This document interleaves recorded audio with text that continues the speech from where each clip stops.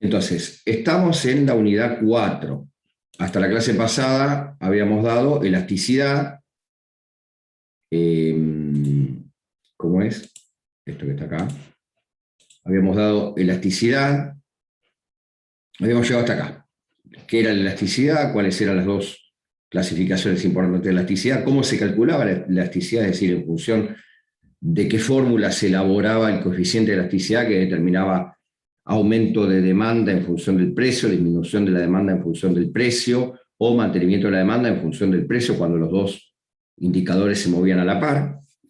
Y lo que vamos a ver hoy, para terminar la unidad 4, es el último de los conceptos que habíamos dicho al principio, de estos 4, oferta, demanda, precio. Ahora vamos a hablar del mercado y vamos a volver a algo de precio en cuanto a las formas de fijar el precio, ya sea de acuerdo a los tipos de mercado o ya sea de acuerdo a que el Estado intervenga en más o en menos en las fijaciones del precio o en las determinaciones del precio. Como verán, este es un tema de suma actualidad. Nos venimos viendo el tema de quién forma precio, cómo hace el Estado para intervenir con los precios. Es decir, esta bolilla es de suma actualidad y la que viene, que es la de dinero, Banco Central e inflación, es más que de actualidad. Así que si tienen dudas, preguntas o quieren acotar algo, bienvenido sea para enriquecer el debate y el dictado de la clase. Entonces, vamos a hablar hoy de mercado. Acá. Ahí está. ¿Qué era el mercado, habíamos dicho? El mercado, si vamos a una clasificación o una definición tradicional, hablaba de lugar, de zona de encuentro, por llamarlo de alguna manera. Porque cuando se habla del mercado, cuando se instituye la definición del mercado, estamos hablando de épocas previas a la Edad Media, es decir, un lugar en el cual las personas se agrupaban, intercambiaban mercancías o productos y los intercambiaban por dinero. El mercado concebido de esa manera era un lugar. Hoy en día no podemos hablar del mercado como un lugar. Si bien muchas veces hay concentración geográfica o física de productores y consumidores, de oferta y demanda, que son los dos determinantes del precio en un mercado, podemos decir que el mercado se determina por la concurrencia de la oferta y la demanda. Porque si van a calle 8 en La Plata, hay un mercado, hay oferentes y van ustedes como consumidores. Si van a calle 12, lo mismo. Si van a las ferias los sábados, hay mercados. Pero también ustedes pueden comprar por internet hoy. Se pueden utilizar medios tecnológicos a partir de los cuales se determina la existencia de mercados. Mercados atípicos o mercados nuevos que rompen un poco la barrera tradicional. Pero bueno, dejando un poco de lado esto, el mercado no es el lugar, no es la institución, como muchos dicen. Lo podemos definir como confluencia, zona de confluencia entre cambistas. ¿Quiénes son los cambistas? Los que intercambian bienes y mercancías y servicios también. ¿Confluyen quiénes? Productores por un lado, que van a llevar lo que han realizado o lo que han generado a partir de su línea de producción, oferentes, llamados el mercado, y consumidores, que son quienes van a adquirir esos bienes para poder consumirlos o utilizarlos. Entonces, es la zona en la cual la oferta y la demanda interactúan y determinan por lo general un precio. Hoy el mercado puede ser virtual, pero también hay mercados regionales, mercados zonales, mercados geográficos, mercados paralelos. El dólar tiene un mercado paralelo. Entonces, en todos ellos confluyen oferta y demanda. Eso es lo importante que tienen que entender, que se entiende por mercado. Ahora bien, ¿qué tipos de mercado conocemos? ¿Cuáles son los distintos tipos de mercado? La primera gran clasificación o tipología de los mercados es la que divide los mercados de competencia perfecta por un lado y de competencia imperfecta por el otro. Mercados de competencia perfecta y de competencia imperfecta. Vamos a aclarar una cosa. El modelo de competencia perfecta o el mercado llamado de competencia perfecta es una construcción teórica elaborada por los autores clásicos. El mercado de competencia perfecta, insisto, no existe o no es fácilmente palpable o encontrable en la realidad, porque es una construcción teórica. Como construcción teórica, tiene objeciones, pero bueno, se estableció a partir de la institucionalización del mercado en la economía política como un modelo único o perfecto. Es el que establecían los clásicos que hablaban de la competencia perfecta. ¿Cuándo había para los clásicos esquemas de competencia perfecta? ¿O cuándo encontrábamos para los clásicos la existencia de un mercado de competencia perfecta? Lo encontrábamos cuando se daban 5 elementos fundamentales que son los que están aquí.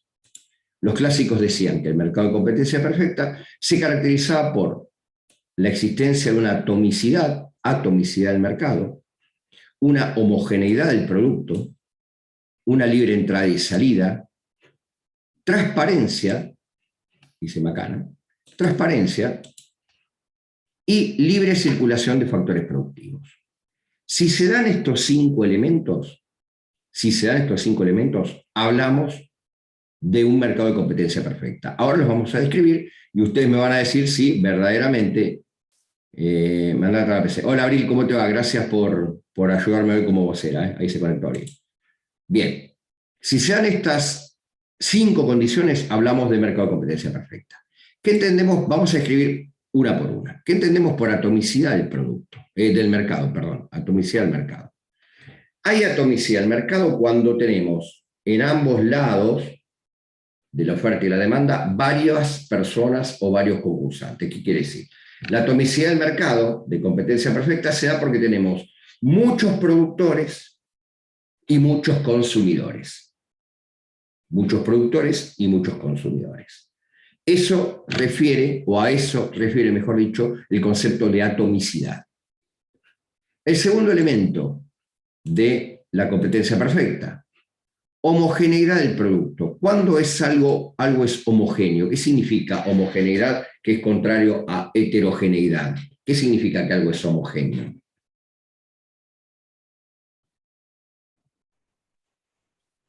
Catalina, ahí habilitaste el micrófono. Sí, no, pensé que alguien iba a hablar. No, que es parecido, que es similar. Exacto, exacto. La homogeneidad del producto, segunda característica que hace al mercado de competencia perfecta, es cuando los clásicos decían que vamos a encontrar productos similares. Todos los productos que intercambiamos en el mercado son similares. Es lo mismo comprar leche La Serenísima que Sancor, no sé, que Armonía, que La Paulina. Hay homogeneidad del producto. Los productos son similares, como dice Catalina. Está perfecto. El tercer elemento, esperen que tengo un chat, que es uniforme, dice Luana, también, que hay uniformidad.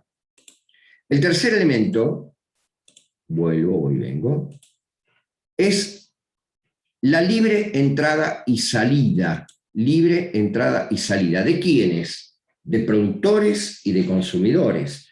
Yo, por ejemplo, quiero habilitar un comercio. Ingreso al mercado de los polirrubros. ¿Puedo ingresar libremente? Sí. Ojo, sí.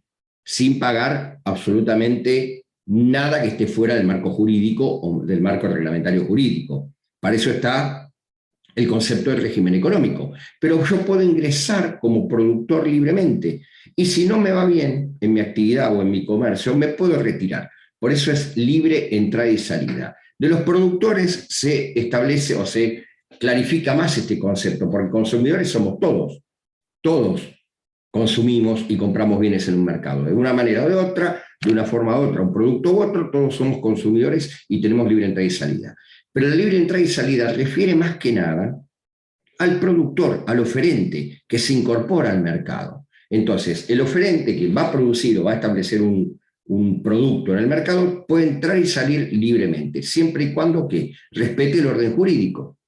Respete ese régimen económico, que era el conjunto de reglas que dirigen a la economía, del cual hablamos en la unidad 1. Consecuencia de la libre entrada y salida es el concepto que sigue, o el elemento que sigue, que es la transparencia. La transparencia. ¿Qué significa transparencia en este caso? Significa la existencia de reglas claras. Todos comprendemos cuáles son las reglas que mueven el mercado.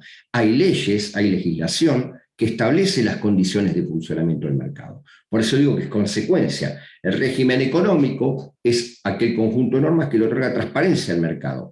Y la transparencia trae como consecuencia otra palabrita que es la previsibilidad. Cuando nosotros conocemos la transparencia en cuanto a las reglas del mercado, tenemos previsibilidad de cómo vamos a actuar o cómo nos vamos a mover. Cuarto elemento del mercado de competencia perfecta. Y el quinto, la libre circulación de los factores productivos. Libre circulación de los factores productivos. ¿Qué quiere decir esto? Que salvo el suelo, que no lo podemos trasladar, los factores productivos tienen posibilidad de circular libremente dentro del mercado. Yo puedo trabajar hoy para una empresa como factor productivo, trabajo, y el día de mañana trabajar para otra. Yo puedo invertir capital en una compañía, el día de mañana retirarlo y hacer una inversión en otra compañía. Yo puedo formar una empresa y después trasladarme a otro lado, a otro mercado, de acuerdo a la clasificación de mercados, para establecer esa misma empresa y dejar la que tenía anteriormente. Ahora, yo les hago el siguiente razonamiento, ustedes tendrían que decirme la conclusión. Insisto, este es un modelo doctrinario o teórico que establecen los autores clásicos. ¿Cuál sería la consecuencia en relación al precio si entendemos que estos mercados existen y tiene que ver con la clase anterior? ¿Cuál sería la conclusión del mercado de competencia perfecta en relación con el precio si este mercado verdaderamente existe? ¿Qué tipo de precio vamos a encontrar? De acuerdo a lo que vimos en la clase anterior. ¿Se acuerdan? No sería un precio equilibrado porque va a haber bastante oferta y demanda. ¿Quién está hablando? Que no veo justo. Lara, tengo la cámara apagada. Perfecto. No, pues justo yo fui a compartir pantalla. Perfecto, Lara, voy a la diapositiva. Si el mercado de competencia perfecta se diera, como dicen los clásicos, el precio que tendríamos es este. El precio de equilibrio, de acuerdo a lo que dice Lara, que es perfecto. Pero como es un modelo teórico, gracias Lara, muy bien, pero como es un modelo teórico, este precio de equilibrio no existe. Y esa es la crítica que se les hace a los clásicos. Nunca vamos a encontrar un mercado de competencia perfecta. ¿Por qué? Porque los componentes no se dan. Ya sabemos que la homogeneidad del producto no se da. Y entonces la consecuencia lógica, que es el precio de equilibrio, no va a existir. Entonces, ¿cuál es la conclusión a la cual llegamos? Que el mercado de competencia perfecta no existe. Es una construcción doctrinaria, es una construcción teórica. Lo que sí tenemos es la otra forma de mercado, que es el mercado de competencia imperfecta. Mercado de competencia imperfecta. ¿Y cuándo aparecerá el mercado de competencia imperfecta? Cuando no se dan los componentes del mercado de competencia perfecta. Con que no se dé uno de los componentes del mercado de competencia perfecta, sabemos que estamos ante mercados de competencia imperfecta. Vale decir que todos los mercados que ustedes conocen y que vamos a describir ahora son los que verdaderamente existen o tenemos. Entonces, volvemos a la pantalla. Vamos a los mercados de competencia imperfecta. Los mercados de competencia imperfecta son el monopolio natural, el oligopolio y la competencia monopólica. 4 mercados de competencia perfecta. Vamos a hablar del primero, monopolio. Ahí dice simple, discriminante y monopsonio. ¿Cuándo tenemos mercado de competencia imperfecta llamado monopolio? ¿Qué significa mono? No el que está en el zoológico o en la selva pobre. ¿Qué significa? Uno. Cristian, levanta el dedo. 1. Luciana dice 1. Muy bien. El mercado de competencia imperfecta llamado monopolio, entonces se configura cuando tenemos un solo oferente, un solo productor. Y del otro lado, ¿qué tenemos? ¿Pocos, muchos? Muchos. Muchos consumidores, dice Luciana y Catalina también. Muchos consumidores. Entonces, el monopolio se conforma cuando hay un productor u oferente y muchos consumidores o demandantes. ¿Qué pasará con el precio del monopolio? ¿Quién fijará el precio? ¿El mercado o el productor? El productor.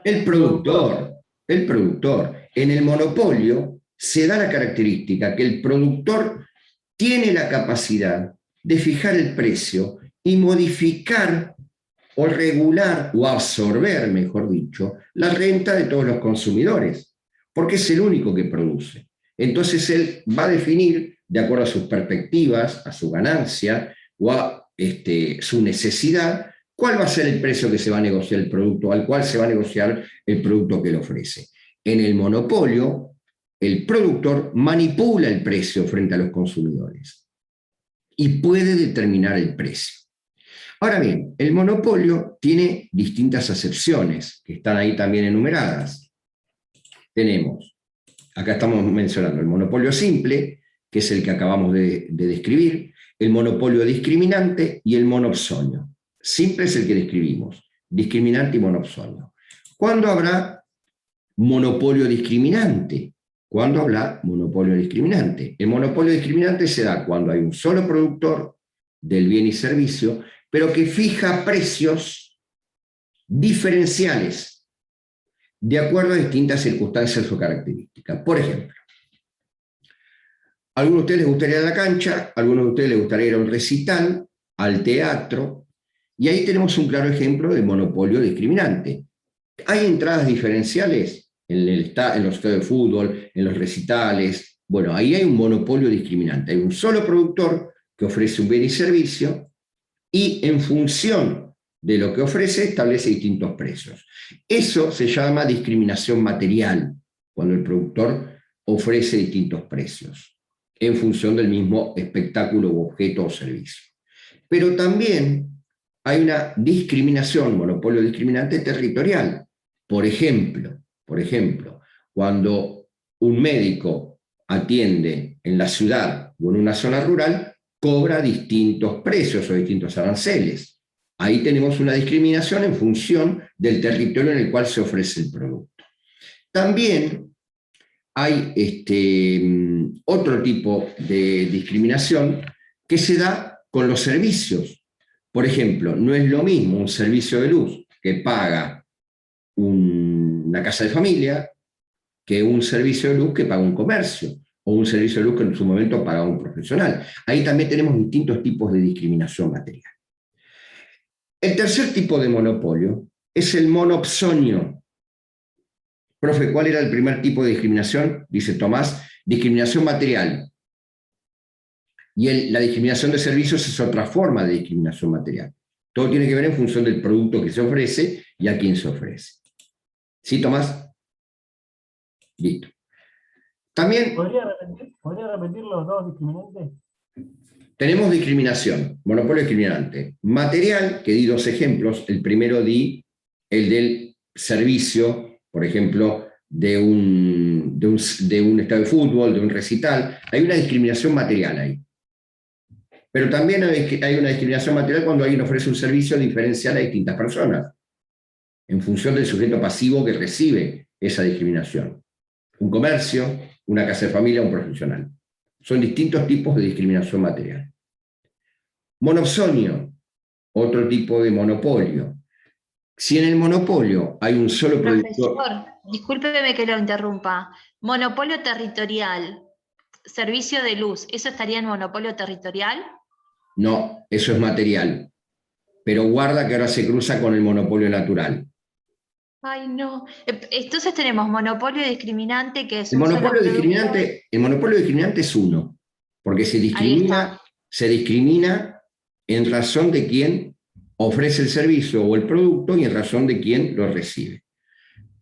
Hay una discriminación material en varios aspectos. Yo les cito dos casos. El primer caso es cuando alguien ofrece un producto o un servicio o un bien similar, igual, en el mismo lugar, y para acceder a ese servicio se pagan precios diferenciados. Por ejemplo, un recital. Pero también hay una discriminación por el servicio o el bien ofrecido a distintas personas. A distintas personas. Esa también es material. Un médico paga un servicio, un comercio paga un servicio, o una tarifa de un servicio, una casa de familia paga otra tarifa del mismo servicio, y así. La territorial, o discriminación por territorio, prestación de servicio en territorio, por ejemplo, en un médico que brinda su servicio en distintos lugares. En la urbe, en localidades urbanas, cobra un arancel, y en localidades rurales cobra otro arancel. Eso sería una discriminación geográfica, ¿sí? por el lugar en el cual se presta el servicio. Pero son todas discriminaciones que tiene este tipo de monopolio. Lo importante que tienen que entender ustedes es que hay una persona que brinda el servicio, producto o bien, y en función de distintas circunstancias materiales, geográficas o de servicio, discrimina el precio que hay que pagar. ¿Se entendió, Irene? Sí, sí. Bien, vuelvo a la figura del monopsonio. Si en el monopolio hay un productor y varios consumidores, ¿cómo se desarrollará el monopsonio o cuando estamos en presencia de un monopsonio? Es la situación inversa. Hay varios productores y un solo demandante o consumidor. El ejemplo más típico, más feliz o veraz que tenemos de monopsonio es cuando el Estado contrata proveedores. Cuando el Estado contrata proveedores. Los proveedores del Estado, los oferentes, son muchos y el Estado es la única persona que tiene que conseguir esa oferta del bien o servicio. El caso del proveedor del Estado es un claro caso de monopsonio. Hasta acá monopolio.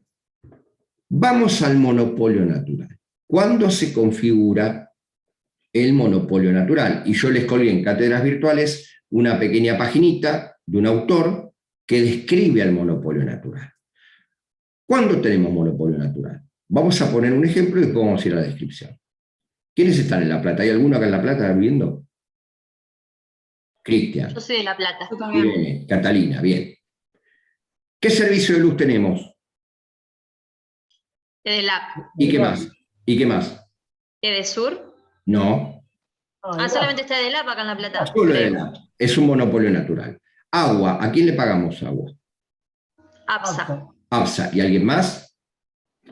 No. Nada más. Bueno, ahí tenemos dos casos fundamentales de monopolio natural. El monopolio natural es aquel monopolio que se da por el desarrollo de la actividad específica, que por lo general es un desarrollo de servicios públicos o se brindan servicios públicos. ¿Qué se busca en este monopolio? Se busca no generar una doble inversión perdida, no generar una doble inversión perdida. ¿Para qué quiero 2 tendidos de red eléctrica si con uno me alcanza? ¿Para qué quiero 2 tendidos de agua potable si con uno de red de agua potable me alcanza? ¿Se entiende? El monopolio natural, ahora vamos a ir a la definición. El monopolio natural es aquella situación de mercado de competencia imperfecta en el cual, por la característica del servicio brindado, se establece un único proveedor. Y lo que se busca es evitar una doble inversión. Una inversión que no tiene fruto, que no es fructífera. Y el monopolio natural es un monopolio respetado, aceptado y atendible, aún en aquellas legislaciones o países o regímenes jurídicos en los cuales el principio de la libre competencia va primando. El monopolio natural es permitido aún en aquellos estados o regulaciones jurídicas que defienden a rajatabla el principio de libre competencia.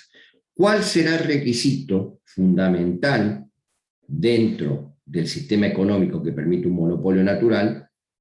¿Cuál será el requisito fundamental que permita el funcionamiento del monopolio natural? Y cuando hago esta pregunta me refiero al Estado. ¿Qué tendrá que hacer el Estado para permitir el funcionamiento correcto del monopolio natural?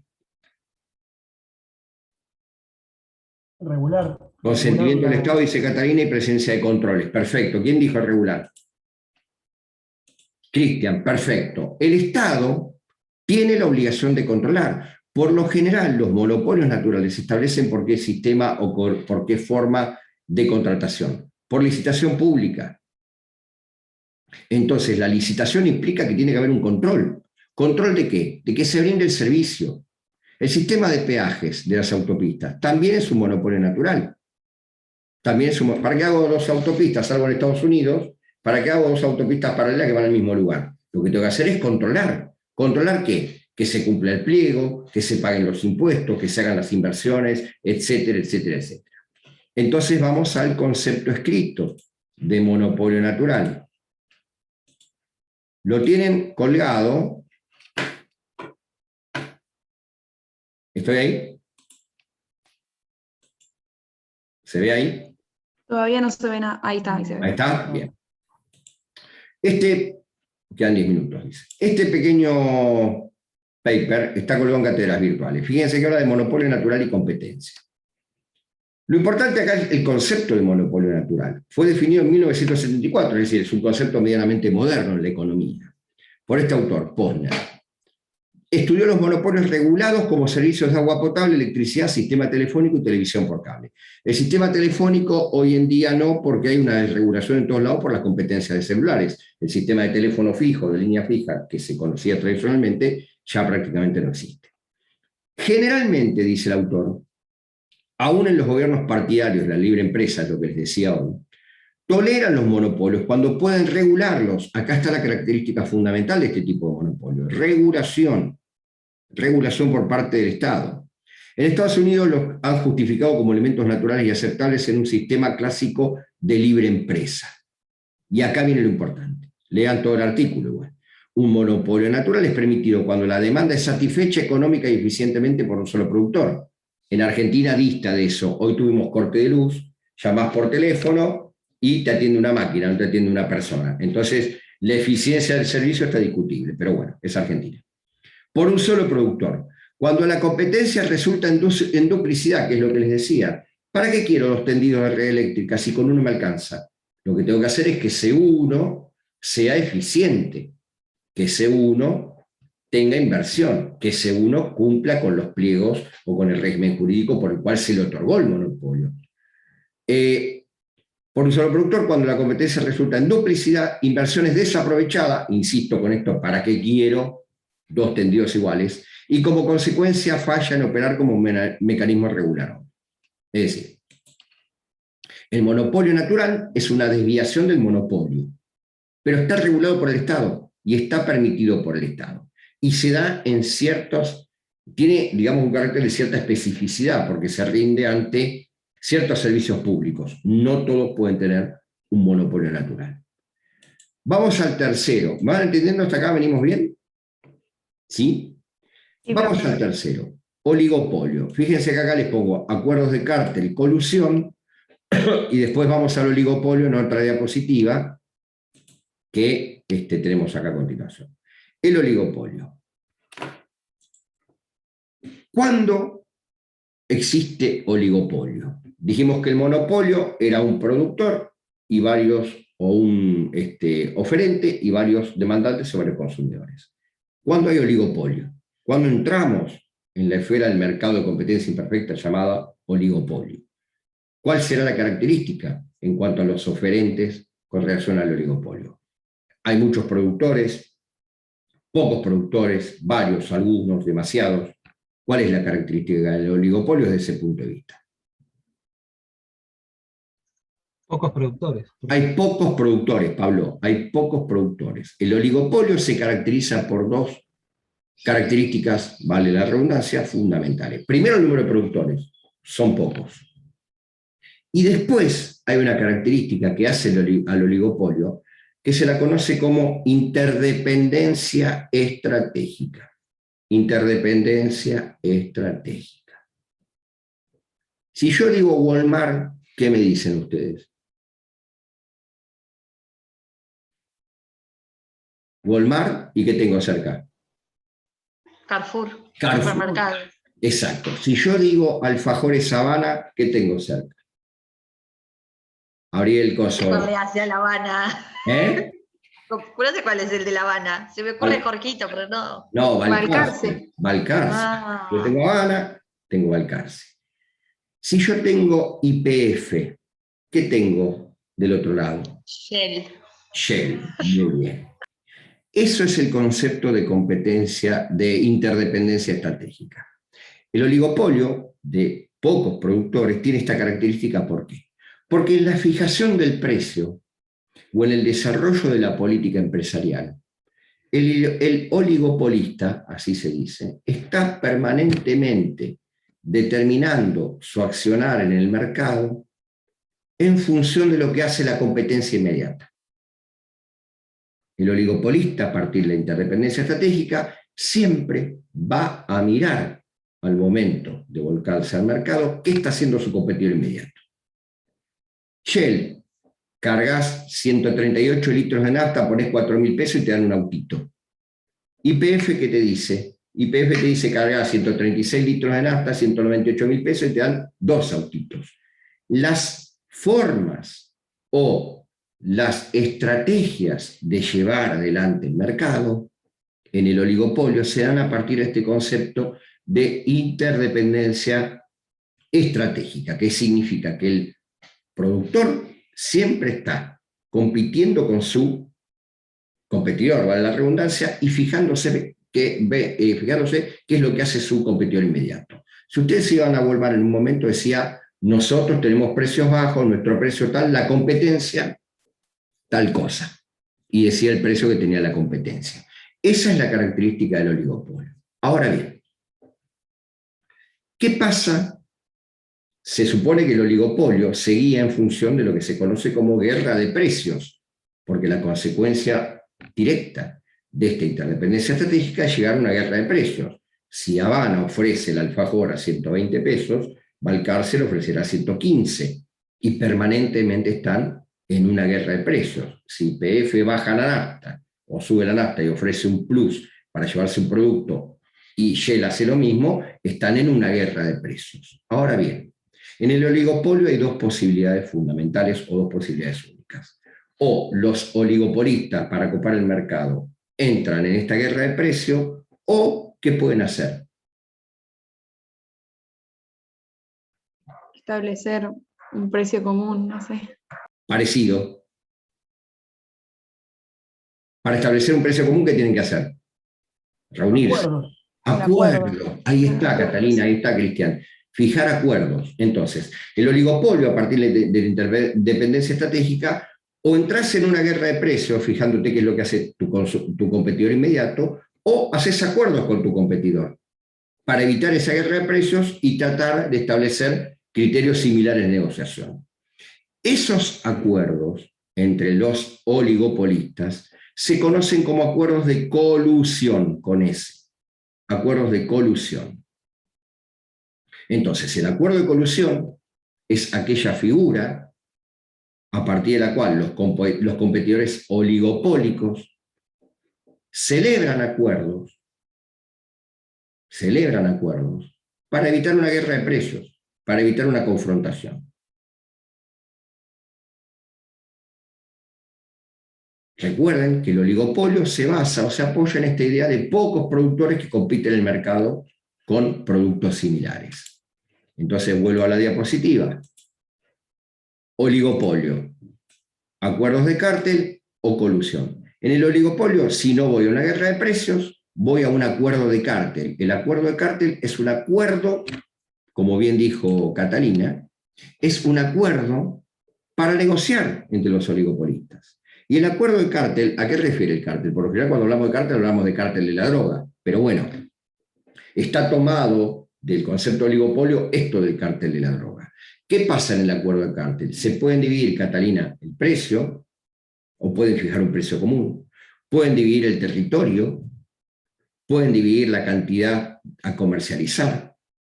Si no hacen ese acuerdo de cártel, van a una guerra de precios. Son las dos situaciones únicas que se dan en el oligopolio. Y esa guerra de precios se da como consecuencia de este concepto de la interdependencia estratégica, que es característica del mercado oligopólico. ¿Nos conviene la guerra a los consumidores? Jaja. Y sí, Catalina, nos conviene la guerra a los consumidores porque se supone que van a tratar de atraernos con precios más bajos o con mejores ofertas. ¿Acuerdo de cártel y de colusión son lo mismo? Pregunta Tomás. La colusión es el concepto genérico, es un acuerdo. El acuerdo de cártel está dentro de los acuerdos de colusión. El género es la colusión, la especie sería el acuerdo de cártel. El acuerdo de cártel está embuido en una colusión. Se está terminando. ¿Y 45 nos volvemos a encontrar? Dale, profe. Y seguimos. Gracias.